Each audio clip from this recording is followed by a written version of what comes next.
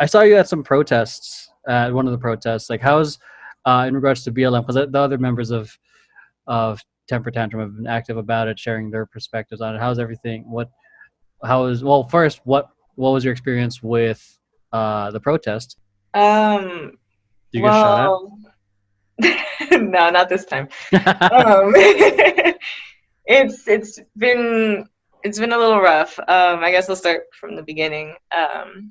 When I first heard about George Floyd, at least, moving into this wave of the Black Lives Matter movement, my mom was telling me about it over the phone because I don't watch the news.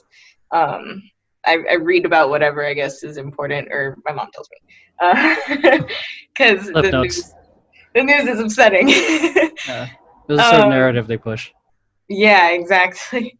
So she was telling me about it, and I said, "It happened again." I'm not surprised. I was like, okay, what else is new? Yeah, it's sad This that it's just getting to happened a that couple weeks point. ago. it's it's never new. I've grown up with it my entire life. I have cousins who sadly this has happened to them, and so it's very prevalent in my life. And it was a little difficult. My mom told me she was literally not going to talk to me ever again if I went to a protest. She of course said she was kidding and she would just be Oh. really upset, but she was like, "Do not go to a goddamn protest." I was like, "Okay, I won't." And I turned off my location and went. I went to two in that day. And my entire mindset is that, yeah, everybody is saying all these things, everybody's trying to do all of their best and everything, but nothing's going to change. And everybody has been telling me, like, no, this feels different. The younger generation is moving forward so much. I'm like, yeah, but but we're not getting anything that we're asking for in the first place. Do you really think something's going to change? Mm. Yeah, we're all speaking up and everything, but nothing's going to change.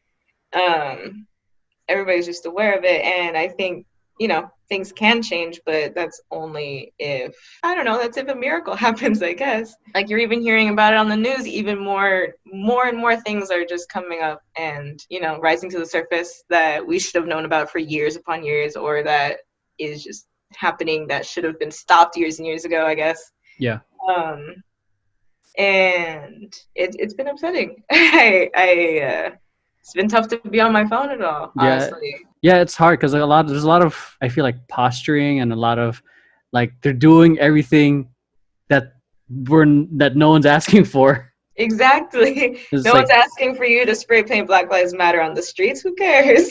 yeah, like, We know. and it's even gotten worse. Like, in the time we're recording, this whole, like, secret police happening in Yeah. Portland. So it's, I know people have different views, and you can tell where we are, and whatever you believe. But um, yeah, it's crazy. I do agree that protesting does put pressure on the people in office, Mhm. because then, but it's also disappointing in how long it's taking. But also keeping in mind, it's a big machine of people. It takes forever just to make change.